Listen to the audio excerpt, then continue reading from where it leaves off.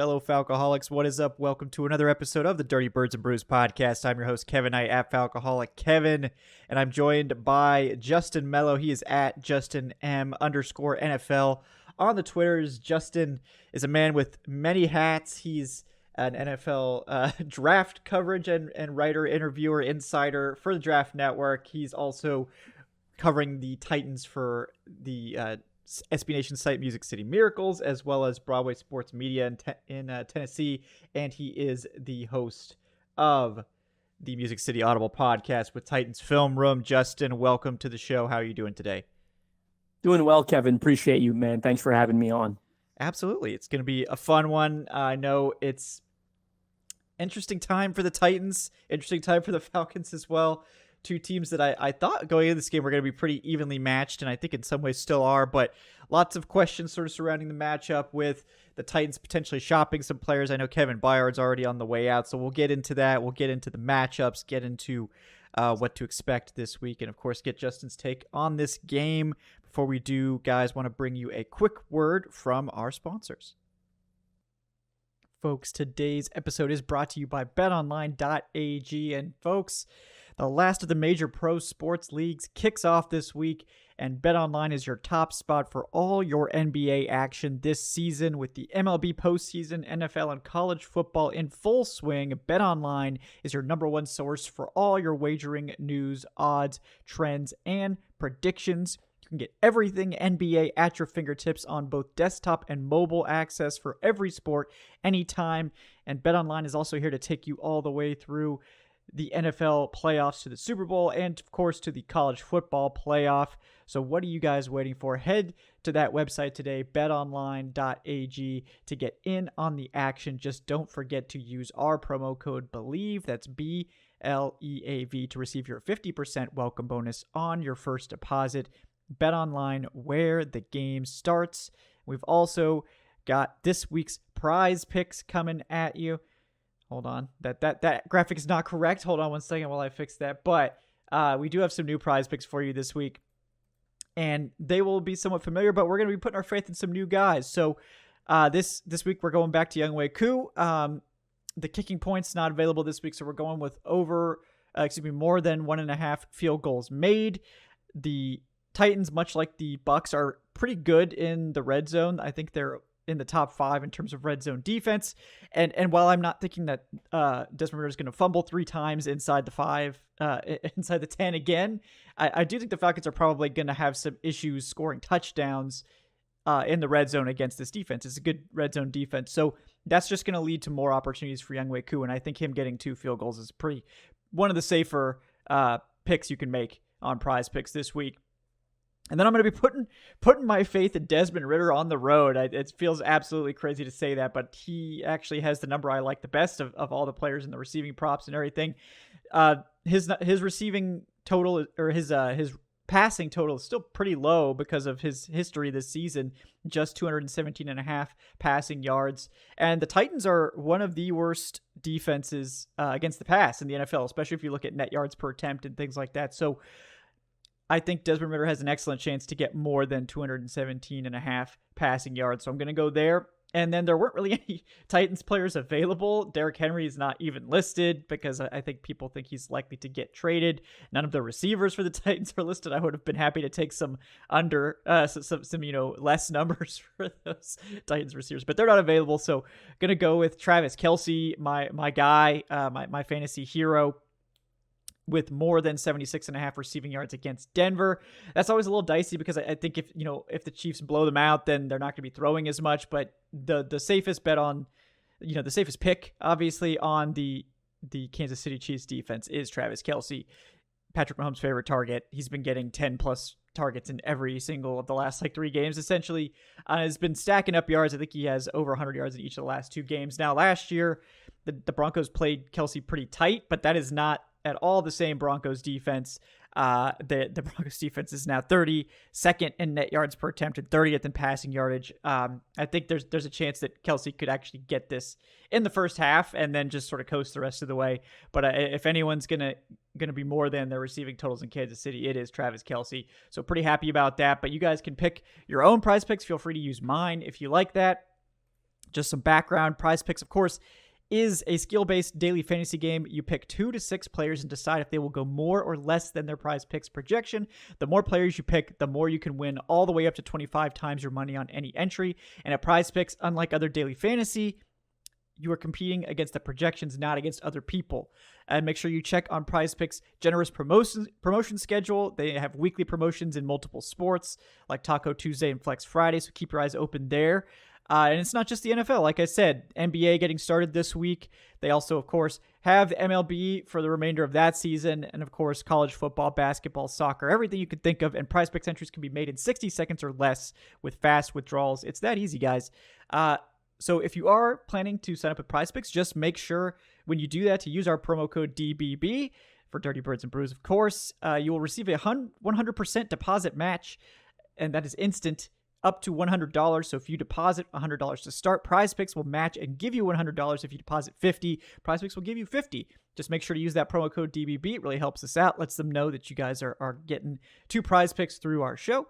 Obviously, that's great for us. And because Prize Picks is daily fantasy, folks, it is available in 31 states, Washington, D.C., and most of Canada. It's the best way to have action on the game in states like California, Florida, Texas, Georgia, notably, and over 70% of the United States. So make sure to check it out. And thanks again to Prize Picks for sponsoring today's episode. All right, folks, I'm back here with Justin Melo.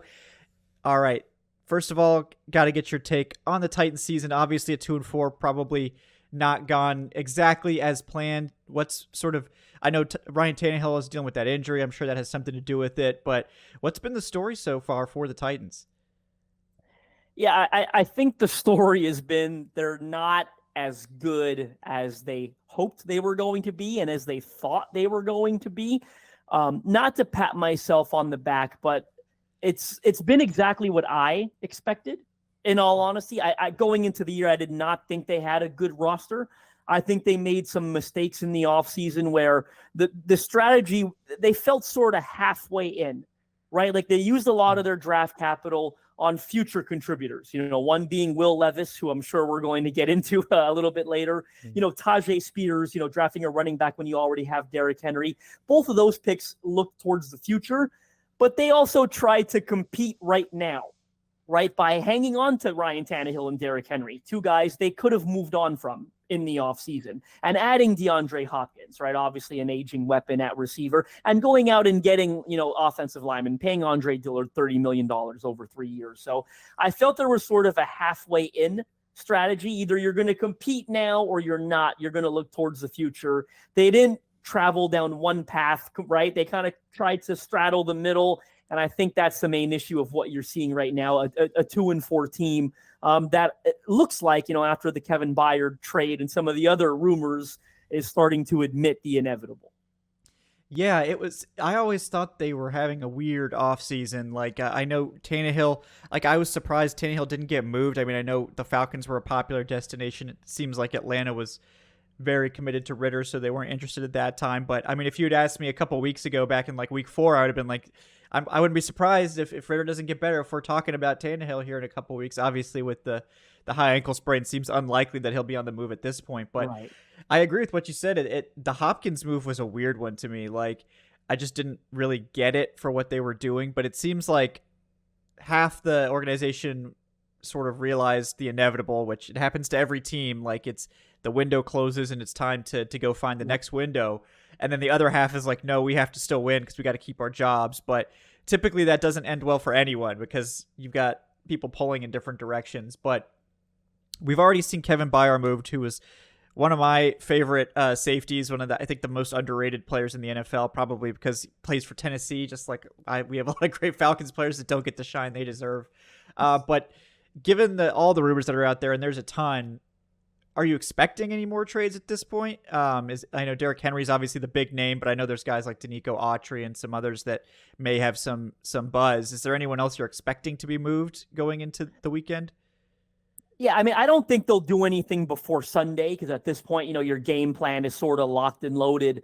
But certainly on Monday or Tuesday, and win or lose, right? I think they're going to continue working the phones and seeing what they have. Obviously, the big conversation surrounds Derrick Henry, and I've been asked about this a lot, right, on every show that I go on, and I've given the same answer, and I'll say the same thing here. I think it's important to remember that you're dealing with human beings, right? And we all know why they might or should even trade Derrick Henry, right? He's a 30-year-old running back on the final year of his contract. The timelines probably don't line up, right? How many good years does he have left? How long is it going to be before this team is ready to compete again? Would he want to come back? Would they even possess interest in re-signing him? They need more draft capital in 2024 and beyond to continue building up this roster to a place it needs to be. All of those things are the obvious reasons why they should entertain the possibility of trading Derrick Henry. But I think we sort of gloss over the facts of why maybe they won't. You're talking about one of the best players in franchise history, right? Like, he just became their second all-time leading rusher. He surpassing Earl Campbell for number 2 all-time. And that's a big deal. Right? Like, he only trails Eddie George, right, for number 1 all time. And he's not going to get there this year. But realistically speaking, he could get there if they re-sign him next year. And I think, and a lot of that, I don't think it's so much a foregone conclusion that they definitely won't re-sign him. Now, I would lean towards they wouldn't, and they could still trade him, right, by the time you release this episode.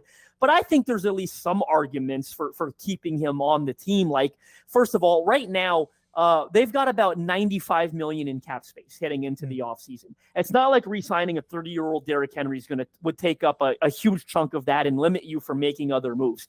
If you are going with a young quarterback next year, and they almost certainly are, whether that is Will Levis, Malik Willis, or another draft pick, having a capable running back takes some of the pressure off that young quarterback, right? And I think you could re-sign him and still build the team around the quarterback and go out and get some offensive linemen and use some of those picks in the draft to build the cast around the QB. So I don't think it's as foregone of a conclusion that he's not coming back next year as some others may state. They might want to keep one of the best players in franchise history. Hell, they're trying to sell season tickets for a new stadium that's not built yet. And, one way to do that is to hold on to some of your best players and, ones that help you win football games, right? So there are two sides. And not to mention the message it sends to the locker room, right? Like, trading Derrick Henry, I mean, they've already gone through it with Byard. Amani Hooker and Derrick Henry got up there the other day in the press conference and talked about how much it sucked to lose Kevin Byard and to watch one of the leaders go. Well, now multiply it by 10 if you trade Derrick Henry. Right. So there are other factors at play that make it a more difficult deal than I think the general public. Well, and I get it. When we analyze these things, all we see is numbers. And again, there's an argument. We see the age, we see the expiring contract, we see where they're headed. I get it. But when you factor in the human being element and what Derrick Henry has meant to this franchise, I don't imagine they trade him unless they get a really, really good offer for him. Yeah. Are you hoping for like a second round pick, or what kind of compensation are you hoping for? I think second would be terrific, right? I think second is the part where you say yes. I think a third is, if it's an early third, I think you give strong consideration to that. Anything later, I don't think you even consider. And with Byard, people don't realize, like, he was under contract for next year as well. So the compensation wasn't great, a 5 and a 6, but they also got out of a bloated deal, right? A guy that was due a ton of money next year, created a bunch more cap space for them heading into the offseason. And in all honesty, I hate to say this because I don't want to sound like I'm dogging the guy.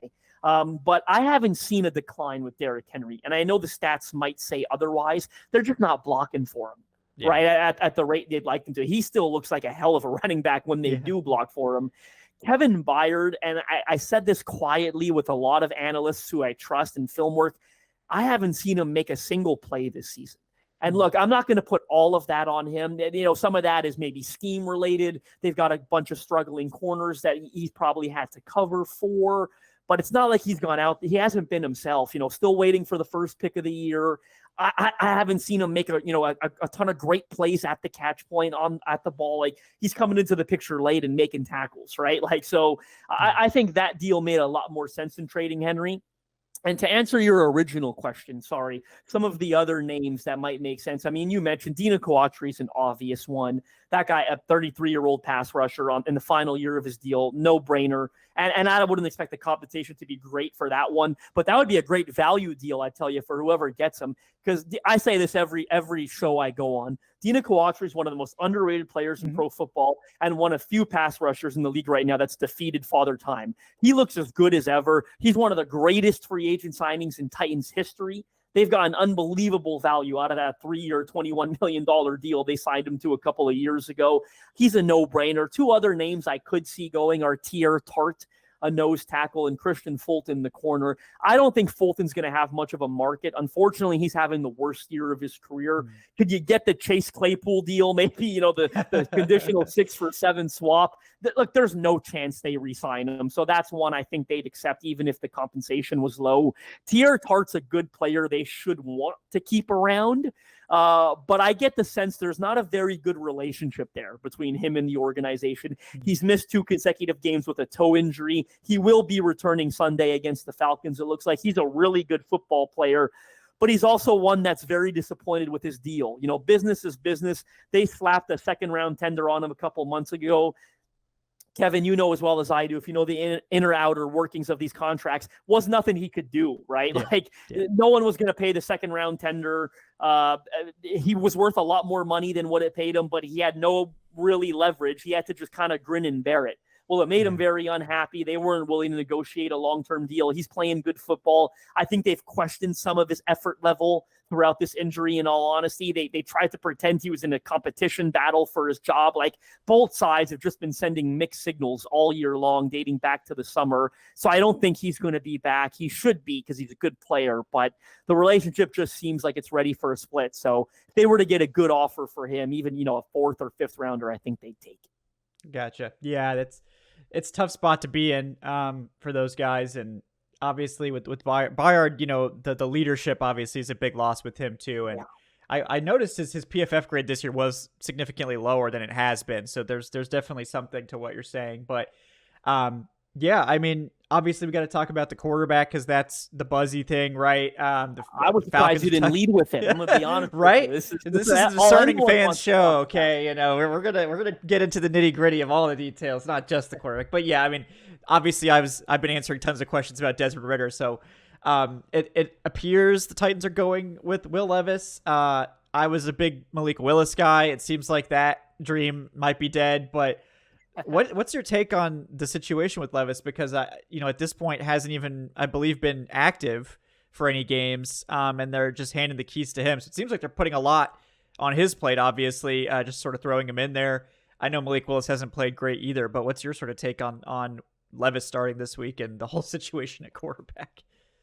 Well, I think they're making the right decision, right? I think they admitted the inevitable by trading Kevin Byard and potentially some of the other guys that we've discussed. It's, at 2-4, Jacksonville's running away with the division, it appears. It's early. You could theoretically turn your season around. They don't look like a team that's capable of doing so. It's time to find out what you have in your number 33 overall quarterback. I mean, we knew what the 1st-round buzz was like. It didn't come to fruition. They nearly traded back into the 1st round to take him. So they were very high on him throughout the entire process. I heard they loved him. They met with him at the combine. They held him for a pre-draft visit. Like, they liked him the entire time. They traded up to get him. Keep in mind, and you'll know this, the general manager's in his 1st year. He's not the one that drafted Malik Willis, right? So they went out and took Levis. The writing was on the wall for Malik the entire time. Yeah. I'll say this: I'm sort of seeing the notion, he couldn't beat out Malik Willis for the backup job. It's a misleading take when people say that because there are a couple factors. Number one, he only played in 1 preseason game. Will Levis did. He had an injury that prevented him from practicing down the stretch, and he didn't play in the 2nd and 3rd preseason game. It was a very minor injury, but it essentially robbed him of his opportunity to be the number 2 quarterback, right? They went with the guy that was more experienced, was healthy, and was getting all the reps, and had a bunch of reps from last year in the same offensive, or a very similar offensive system, I should say, with Tim Kelly coming in as the OC. He just didn't get a chance to be the number 2. I also think one thing that people are sort of overlooking and forgetting, there's a big difference between having to enter a game cold, right, in the middle of a game due to an injury to your starting quarterback, and getting 2 weeks to prepare for a start, right? So I'm not surprised Malik has been the number 2 because, again, he was healthy throughout the entire summer. He's your second-year quarterback. He's been around this team. He might be the better option having to enter a game cold, but I have no doubt that Will Levis is the better option when given ample time to prepare, right? The issues that plagued Malik Willis last year just haven't gotten better, right? I mean, the big thing with him was holding on to the football, not releasing it on time, not trusting what he's seeing. It appeared to get a little better throughout the summer, the preseason training camp. It did, but then when he enters the game against Baltimore there a couple weeks ago in London, their last game, he takes 4 sacks on 12 dropbacks. And most of it was because it was the same issues, not trusting what he's seeing, not getting rid of the football. I think Will Levis, coming out of the SEC out of Kentucky, I think the learning curve was a lot less steep than it was for Malik Willis and that gimmicky system he came out of Liberty, in all honesty.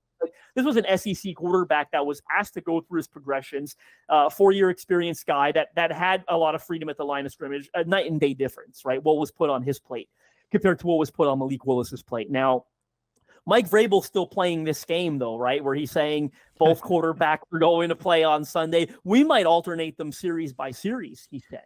And the report comes out from Ian Rappaport yesterday saying that it's going to be Will Levis. That's what everyone in Nashville has expected the entire time. And we just feel Mike Vrabel's, playing the gamesmanship thing. I think Arthur Smith would do that. I see a lot of similar tendencies with Arthur Smith and Mike Vrabel. He clearly learned a lot, I think, from Vrabel in his time in Tennessee. They approach these press conferences exactly the same way from when I've watched Coach Smith speak in Atlanta. So I think Atlanta would play the same game. And look, Vrabel's probably not lying when he says both of them are going to play. I think they'll bring on Willis for a sub package. I think they'll get him to try to stress the edges of Atlanta's defense and run the football once or twice.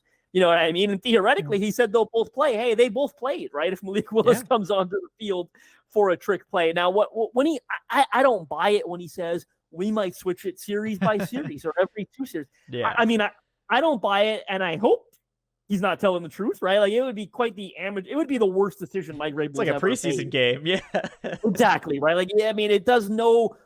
Talk about doing a disservice to your offensive line, your weapons, right? Like, it's different. Protecting for quarterbacks is different, right? Yeah. Receivers, it's completely different, right? So I don't buy it. I think it's going to be Will Levis. It should be Will Levis. Look, at this point, because you've seen Malik Willis for a year and a half and you don't like what you've seen, Will Levis has the better chance of, developing into a franchise quarterback, right? So at 2-4, they're saying a lot of weird things, but I think their actions behind closed doors indicate they realize exactly where they're at. Yeah, it seems like it, and it's going to be a tougher test than I think most would have predicted coming into the season against this Falcons defense, which somehow has become good. We're pretty shocked by that here in Atlanta, but it's become good, and they're 9th in scoring, 3rd in total yardage allowed. They're 8th in rushing, and I believe 7th in passing yardage allowed. So they're shutting teams down, especially in the second half. So definitely not a soft landing for Will Levis. But, the idea obviously will be that Derrick Henry and Tyjae Spears, who is one of my guys, Senior Bowl guys coming out, that the run game is going to be able to take some pressure off. But it seems like the biggest issue hasn't obviously been Derrick Henry slowing down or anything like that. It's been this offensive line. And I think the biggest issue that I've heard is Nicholas Petit-Frere at left tackle being a big liability. How has it been across the rest of the offensive line as well? So to add some context, Petit-Frere will be making his first career start at left tackle this Sunday against the Falcons.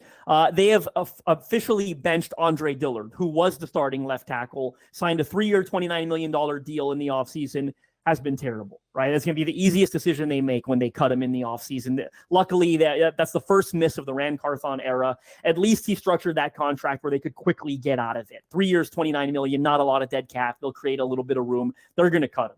Petit-Frere came into that game against Baltimore, replaced him in the middle of the game, and honestly didn't look much better, in my opinion. But Mike Vrabel did praise him, which kind of surprised me. He said he looked like he wanted to be out there. He was really good in the run game. He was physical and he was getting after guys. Most of the sacks he quote unquote allowed were after Malik Willis came in. And there was some debate whether is it on him? Is it on Malik for holding onto the ball longer than he should have? Now, I expect Will Levis to hold onto the ball too, though, in all honesty, right? He might be a bit better than Malik, but he's not going to be as decisive as Ryan Tannehill typically is on average. So there's going to be an issue there. First career start for Petit Frere. We'll see how that goes. I'm not expecting much, if I'm going to be blunt. Not a guy that I loved coming out of Ohio State. To be honest, had a nightmare year last year at right tackle. His best friend last season as a rookie was Dennis Daly at left tackle, because Dennis Daly was so bad that, honestly, I feel like it removed some of the attention from how bad Petit Frere was at right tackle. But anyway, they're giving him the start at left tackle. Left guard, Peter Skoronski's been really good. He's been as advertised. He's already their best offensive lineman. He looks like a 10-year starter at left guard. A lot of fans wonder why they won't try him at left tackle. As you'll know, Kevin was a longtime starter there at left tackle for Northwestern. I always thought he was going to be a guard based on the arm length. And they asked Mike Vrabel about it yesterday. They said, why won't you try Peter Skoronski at left tackle? And he replied, because he's the left guard. That's what he said. So that's not going to happen, but he has been very good. Center Aaron Brewer is one of the more interesting players on this offensive line, maybe in the league, because in all honesty, this guy is, and he doesn't get enough credit, he is outstanding in the run game. He is extremely athletic. He's a perfect fit for that outside zone. Just Twitter search Aaron Brewer's screen. Anytime they run a successful screen, Aaron Brewer's 25 yards down the field, eliminating safeties and corners. Like, he's outstanding in the run game. The reason they moved him to center, number one, they had a need there. He started at left guard last year, by the way. The reason they moved him to center, he's a short-armed interior guy that was a nightmare in pass pro at left guard, right? Like, longer three techs just gave him hell. He's been a good fit at center. Why? Because he's great in the run game. And two, as you know, it creates less of those one-on-one pass rushing opportunities playing center. So he's been pretty good at center. Right guard, Daniel Brunskill has been, I think, as advertised. Came here on a short-term 2-year bridge deal. They're barely paying him. They're getting good value out of that contract because he's given them sort of, league average play at right guard. Right tackle, Chris Hubbard's been okay. I don't think he's been as good as most think he is. I mean, if you look up like ESPN stats and info, they got the pass block win rate. He's been near the top of the league for most of the year. The reality is they've given him a ton of help. They've given him a lot of help, and it's helped offset some of that. It's limited the one-on-one opportunities. In fact, they've given him so much help, in my opinion, sort of to the detriment of Andre Dillard, because they said, okay, we've got to give Hubbard help. Dillard, you've got to survive one-on-one on an island, and that didn't go well for Dillard. Right. So that I think, if they had given Dillard help, we'd probably be talking more about Chris Hubbard and how he struggled on the right side. So it's a below average offensive line. It's worse than it was last year, in all honesty. And look, the reality is they've missed on a lot of picks on the O-line, and that's why it is what it is. I mean, you remember the Isaiah Wilson absolute disaster from a couple of years ago, but it's not the only one, right? A year after that, they drafted Dylan Radins in the second round thinking he was going to be a starting tackle. It turns out he's a guard, and it turns out he's a swing guard, right? Like, he's basically their sixth lineman and comes in and plays guard. That's not good value, right? The Nicholas Petit-Frere pick is a third rounder, but they'd hope he'd be ahead of where he is now. The Andre Dillard signing, I mean, you could argue they went 0 for 4 on those 4 big decisions, and that's why the O-line is where it is. Yeah, you miss that many times, and you're gonna have trouble. It's not gonna end up working out super well for you. So, and it's a tough. For the first time in my memory, the Falcons' interior defensive line is really deadly, and it seems like that's where maybe the strength of the offensive line is for Tennessee. So that should help a little bit. Yeah, 'cause I was going to comment. I go, as improved as the Falcons' defense is, still can't seem to get the pass rush all the way there, right? And ranked near the bottom of the league. I believe that was the case last year as well. 3 top 100 picks, right? And Arnold Abidike, the Ohio State kid they took, right? That was raw coming out this year. I thought D'Angelo Malone was a bit of a reach a couple of years. It probably took him a little earlier than I thought he'd go. I did look up the fact that those 3 players have combined for 1.5 sacks this year, and it all came from the Penn State kid, right? It was the earliest of the 3. So it seems like not getting a lot of production out of there. Bud Dupree, they took a flyer on. They knew him from his time in Tennessee. Doesn't seem like he's gotten all the way back either. hasn't been effective since he tore his ACL. So it does seem like most of the production is coming from the interior. I mean, Grady Jarrett's terrific. David Onyemata seems like a quality free agent signing, and Calais Campbell is still playing at a high level. So it'll be interesting to see how these these lines match up. Yeah, it's sort of like a group effort for how they do it, and they create a ton of pressure. I think they're 5th or 6th in the NFL in pressure rate, but they just haven't turned it into the sacks yet, and they're really the only team. It's changed over the last 2 weeks. They have 8 sacks in the last 2 games, so that it's been sort of turning around. But yeah, going into that Commanders game, which everybody gets sacks against the Commanders, but they had 5 sacks and they were 3rd in pressure rate, and they were I think one of the only teams in the top 10 in pressure rate with less than 10. So some of that's a little bit of bad luck. Some of it's that the edge pressure isn't there, but they have good edge rushers that are really stout against the run. It's just the pass rush. So that's why I was asking about Autry. And it's like, can we convince you to leave Autry in Atlanta after the game? So. I mean, hey, if Atlanta wins this game, top of the NFC South, I imagine that whoever gets Autry, if he does go, would get great value on that deal, because he's a hell of a football player. I probably doesn't cost more than a 6th, right, at 33 years old in an expiring deal. So it'd be a great and look, Arthur Smith. I mean, I've lost count how many Titans have come to Atlanta since Dean Pease was the DC. Bud Dupree's there's now. The tight end room is filled out by Michael Pruitt and Jonnu Smith. I think Breon Borders was there once upon a time. Parker Hesse, I think, is there on IR. It's Rashawn Evans was a starter for a year. It's just been nonstop. People have been hopping on planes from Nashville to Atlanta since Arthur Smith got there. So clearly these two teams, they've got some kind of pipeline set up for these two teams. But we'll see how that plays out. But offensively speaking, for the Falcons, very inconsistent. The last 3 games, they put up over 400 yards. But it's very similar to the defense putting up the pressure and not getting the sacks. They're putting up the yards and not getting the points. They're 12th in yardage, but only 29th in scoring. Much of it has to do with Desmond Ridder turning the ball over. Now, he stopped throwing interceptions. Now he's fumbling. 3 fumbles inside the 10 against the Bucs last week. I believe it was 16 expected points lost in that game, which should have been a blowout against the Bucs. But they are moving the ball very well, and Desmond Ridder's definitely getting a lot more comfortable passing. It's just the turnovers, and obviously Atlanta's got the great rushing attack. They were able to put up over 150 rushing yards against the Bucs without Bijan Robinson last week in that whole kerfuffle. Bijan will be back. And they're going up against the Titans defense, which I think has been solid. I mean, I think in scoring in particular, that's where they've been the best, 17 in yardage. It seems like they struggle a little bit more against the pass. They're 29th in net yards per attempt, but against the run, still pretty good, 7th in yards per carry. So, has that really been what's been keeping the Titans in these games? It's been the defense?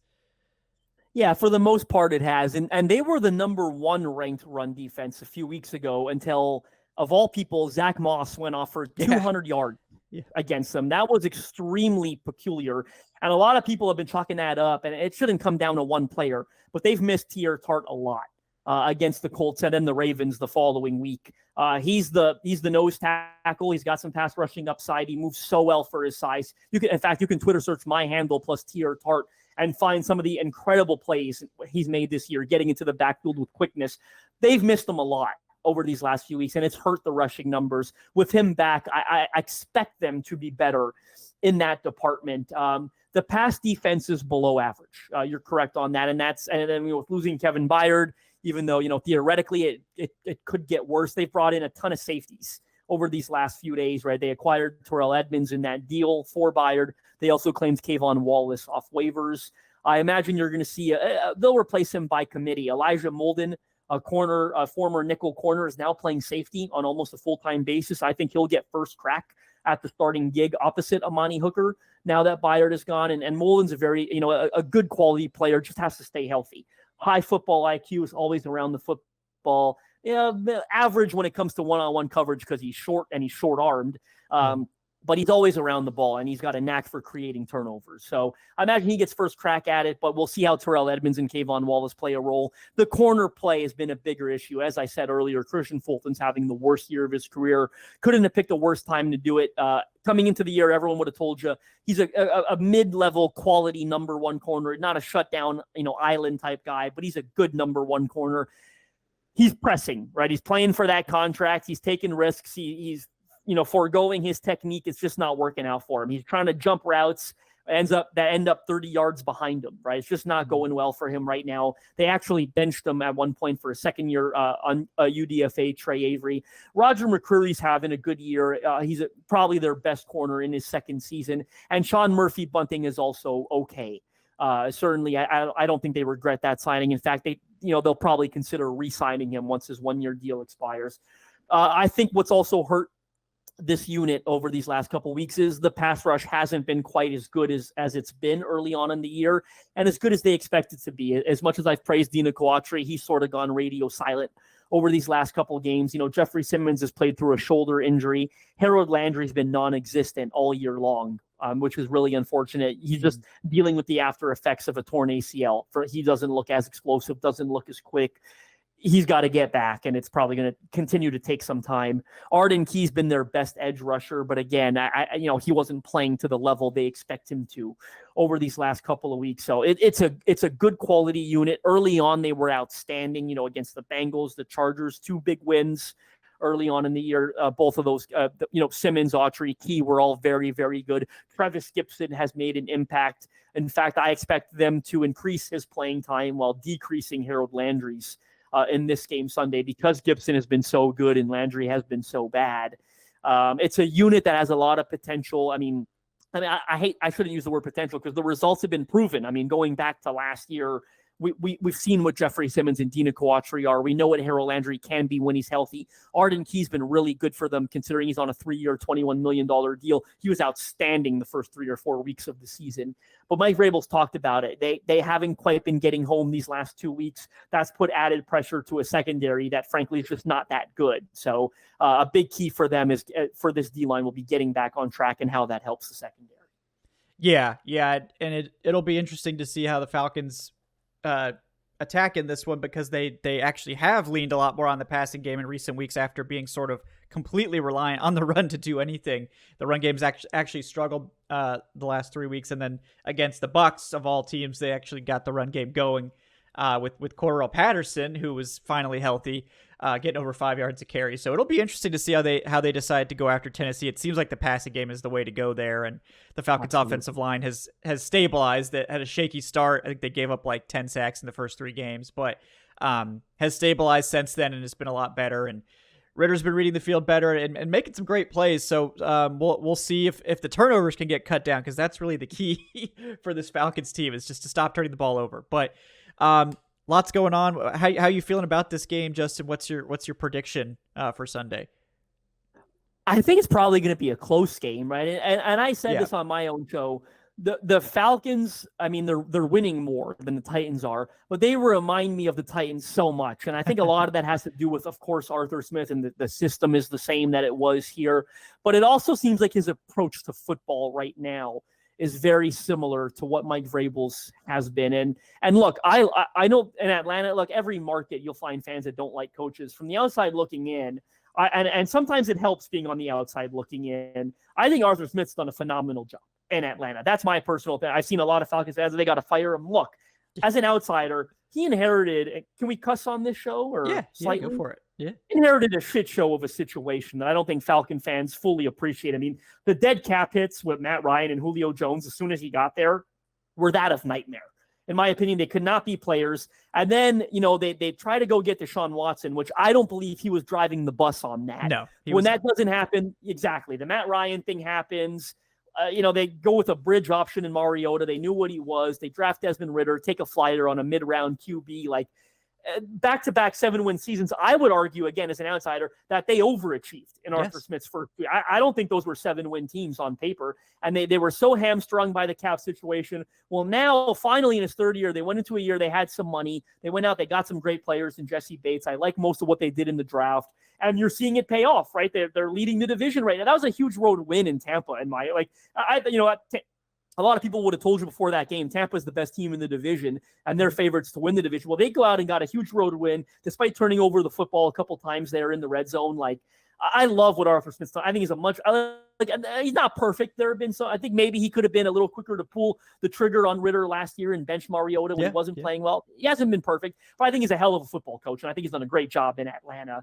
But I think the approach is so similar, and I'll say this, and I argue this a lot with Titans fans in Tennessee. Both of them try to win ugly, right? The Titans and the Falcons, they try to win ugly. And I think, people say, oh, Mike Vrabel, old school run first approach. Same thing with Arthur Smith in Atlanta. I think they're playing to the strengths of their football team, right? Like they don't have a top 10 quarterback in this league. Neither of them have a top 15 in all honesty, right? So it's like, you kind of have to try to win ugly, right? You want to establish the run, or you want to play good defense. You want to try to protect the football. You want to take advantage of your opportunities in the red zone when you get there. These two teams have the exact same identity, in my opinion. And I think a lot of that has to do with trying to coach around the limitations of the quarterback. And look, Desmond Ritter's still a young guy. He might get there. He might get better. I'm not trying to argue with Falcons fans, but I think right now we've seen what some of the limitations are, and they're not going to ask him to drop back 45, 50 times a game because it's not in their best interest of winning football games. So because these two teams are so similar, I think we're due here for a really, really ugly game. I probably lean towards the Falcons pulling it out. They're just at a different, state than the Titans are. But I wouldn't be shocked if the Titans win, in all honesty, because I see this being like a 16-10, 16-13 type of game, right? That could go either way. And Mike Vrabel will tell you himself, and I bet Arthur Smith would too, like, they coach to be in close games in the fourth quarter, right? They want to be in a close game in the fourth quarter, and they want to trust that their team's going to be the one to pull it out. So I see those two strategies clashing heads. I'd be shocked if this is a blowout either way. I'd be pretty surprised if either team scored 30-plus points. Titans haven't scored 30 points, by the way, in like 74 years, it feels like. So they didn't do it all of last year. I know they didn't do it all of last year. They haven't done it yet this year. So, I think it's going to be a close game. I lean towards Atlanta winning, but it'll be, 16-10, 16-13 type game is my prediction. Yeah, and Mike Vrabel's always been super effective off a bye. I believe he's 5-0 in Tennessee off a bye. So I mean, it's definitely not something you can ever take lightly. And I wouldn't expect the Titans to come into this game. I mean, if they trade like Derrick Henry or something before the game, then I could see there being just like an emotional, like, okay, like what are we doing here sort of thing that goes on. But yeah, but no, I don't think anyone's expecting this to be an easy game. These two teams, I think, have a lot of respect for each other, and I think the Titans' defense is good, so I'm not expecting them to roll over. So it's going to be another ugly one. The Falcons, other than last week and even last week, haven't exactly played great football on the road. Should have blown out the Bucs in that game, but turned the ball over 3 times inside the 10. You can't do that. So can they stop doing that? If they can stop doing that, they might be pretty good. But so far we haven't really seen that. So we'll see. But yeah, I mean, the Falcons are I think 3-point road favorites at this point. I think that's about right. It's about a field goal game in my opinion. Yeah. And I would have to go with the Falcons here too, just because, in years past, I would be quivering about a rookie quarterback making a start against the Falcons because historically they were just awful under Dan Quinn against rookie quarterbacks. But this defense is not the same. This defense is really good. It's a bad defense to play in your first start. Because they should give Will Levis fits for sure. They play tight man, and they're going to play press man a lot, and they're going to keep the windows tight, and they're not going to give any easy reads to the young quarterback. And that's what they used to do under Dean Pease and Dan Quinn, was to play that soft zone, and sometimes it was effective, sometimes it wasn't, but it made the reads a lot easier for the young quarterbacks. And so far this year, they've played exceptionally well against young quarterbacks like Bryce Young. They gave CJ Stroud his worst game of the year. So, that gives me a lot of confidence in this one, even if we still can't trust the offense. And for teams that don't get a lead on the Falcons in the first half, the defense completely shuts people down in the second half. I think Ryan Nielsen's been such a huge addition at defensive coordinator.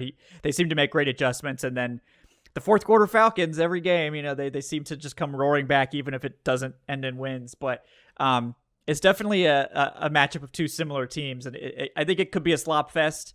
It's just that's kind of the style that these teams lend themselves to. So we'll see. But I feel oddly good about the Falcons in this game, which is usually a bad sign. So we'll see. We'll see how it goes. But Justin, really appreciate your time today, guys. He is Justin Melo, at JustinM_NFL. Justin, remind everyone where they can find your stuff and anything else you'd like to plug. Yeah, I mean, the draftnetwork.com, we're heading into draft season. Hopefully Falcons aren't there yet, right? They're, yes. got couple more months, eyes please. on the postseason. But the interview series is starting a soft launch. If people are unfamiliar with my work, every year I do this interview series over at the Draft Network where I end up sitting down with like 100, 150 plus draft picks in the draft. It's sort of been my bread and butter, my go-to in this industry. So we've already got a soft start there. I published interviews with, Graham Barton, a really good first-round offensive lineman out of Duke. I had Jordan Morgan, an underrated tackle out of Arizona. I did Bo Braid, a safety at Maryland that's playing really good football. I've got more coming out. I've got Chris Jenkins from Michigan coming up. I'm super excited about Malachi Corley, underrated receiver out of WKU. I've also got one coming out with Jerzon Newton from Illinois, who I think is a first-round D-tackle prospect. So the interview series is starting a soft launch. It'll be full-blown by the time January rolls around, which is right around the corner.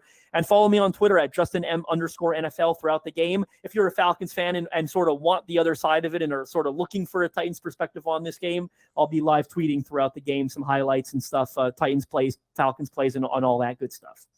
Excellent. Well, Justin, thank you so much for your time, guys. I'm Kevin Knight at Falcoholic. Kevin, please like, subscribe if you enjoyed today's episode. Leave us that 5-star review on your podcast platform of choice. Check out the community Discord server in the show description. Join us on Patreon if you want to support the show. It's patreon.com/Falcoholic Live. We'll be back, of course, on Sunday for the post-game show to recap this game. Today's show was brought to you by BetOnline. Until next time, guys, thank you so much for turning in to the Dirty Birds and Brews podcast. We'll see you next time. Have a great day, folks.